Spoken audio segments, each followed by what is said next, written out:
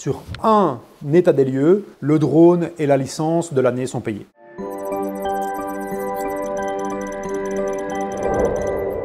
Nous sommes dans les bureaux du groupe Jean Nonnet à Mornimont. Alors la clientèle, c'est un panaché entre du public et du privé.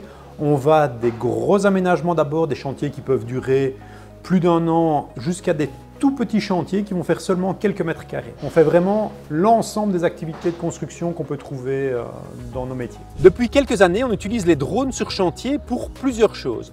En fait, grâce aux drones, on va pouvoir avoir un relevé de l'entièreté du chantier sur lequel on va pouvoir mesurer des distances, des surfaces et des volumes. Les quantités sont toujours un point de discussion, c'est important de bien les évaluer. Et avec un relevé drone, on va pouvoir justifier des volumes de terre, que ce soit pour Walter ou pour le client. Quand on arrive sur des surfaces un petit peu compliquées, typiquement un carrefour, là l'utilisation du drone est un outil tout à fait approprié. Pourquoi? Parce qu'on va pouvoir après remesurer en détail des courbes, des éléments qui ne sont pas vraiment orthogonaux. Ici, je pense que c'est un chantier qui fait 1,5 km de long. En 20 minutes, une demi-heure, on peut avoir relevé l'entièreté du site. S'il faut envoyer un géomètre sur place, le géomètre, plutôt que la demi-heure sur place, il va peut-être y passer une demi-journée, voire une journée complète pour relever tous les éléments. Et certains ne seront peut-être pas pertinents, mais s'il ne les a pas mesurés et qu'on lui demande par la suite, ils ne sont pas disponibles. Ici, avec le drone, on relève l'entièreté des mesures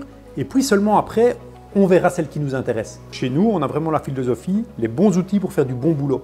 Des bons outils, c'est autant des grues et des équipements de chantier que les logiciels, que l'encadrement IT. Et donc là-dedans, on peut retrouver par exemple l'utilisation de tablettes sur chantier pour remonter au bureau une partie d'informations.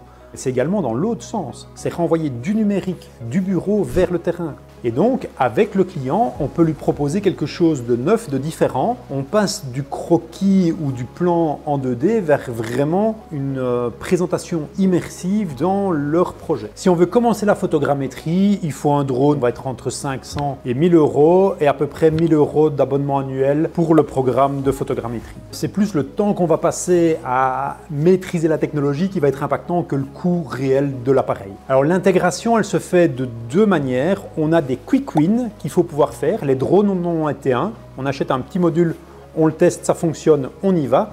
Et puis on a des intégrations qui prennent plus de temps parce que les technologies sont plus longues. Chez nous, vraiment la digitalisation, ça fait partie de l'accompagnement de l'évolution de la société. C'était quoi ma dernière question? Quelqu'un se souvient de ma dernière question? Non, l'avant-dernière, je m'en souviens, mais... C'était quoi l'avant-dernière? C'est celle qu'on vient de faire. Oui, bah oui.